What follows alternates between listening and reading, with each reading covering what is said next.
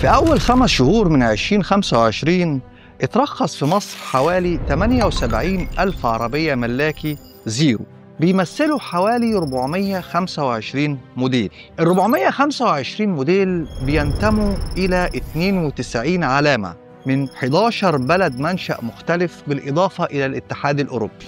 تعالوا نثير الجدل ونسأل، هل فعلا في زحمة في العربيات في مصر وإن العميل بقى محتار يختار؟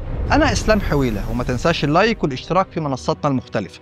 الحلقة برعاية AGC Auto، موزع رسمي ومعتمد لأكثر من 14 علامة في مصر. لو جينا نشوف ال 92 علامة هنلاقي إن منهم 27 علامة أوروبية، وبعد التمثيل الرسمي للامبورجيني ورولز رويز بقى عندنا تمثيل رسمي لكل العلامات الأوروبية في مصر.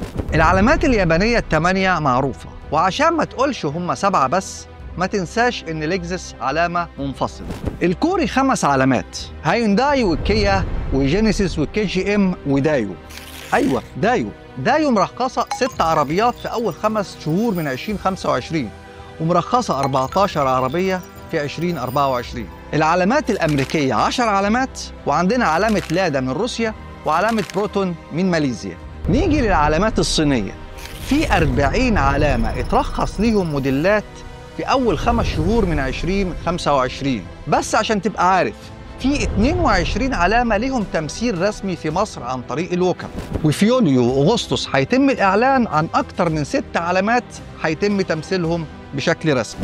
لو شفنا ال 22 علامة هنلاقي إنهم مرخصين من يناير لمايو 2025 حوالي 24915 عربية، لكن علامتين بس مستحوذين على أكتر من 60% من التراخيص دي، هم شيري وMG بمجموع 14515 عربية. ولو ضفنا ليهم علامة جيتور وعلامة بايك هنلاقي إن ال4 علامات مستحوذين على أكتر من 77% من تراخيص الصيني في مصر. طيب هل ده معناه إن في زحمة في العربيات؟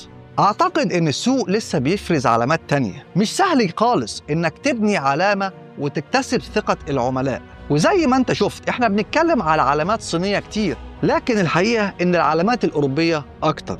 أغلب العربيات الأوروبية ذات المنشأ الأوروبي سعرها بيتجاوز 1,800,000. عشان كده إحنا شايفين العلامات الصينية اللي تحت 1,800,000 كتير في الفئة السعرية دي. يمكن الاستثناء الوحيد جيتور T2، ورغم الأوفر برايس إنها برضو ما وصلتش لل2 مليون جنيه.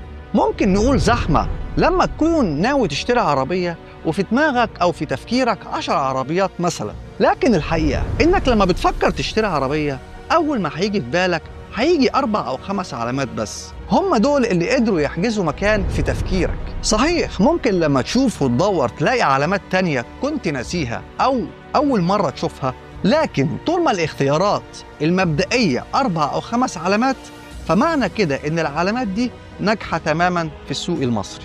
بالمناسبة السنة الجاية 2026 هيكون عندنا تمثيل رسمي لأكتر من 40 علامة صينية في مصر.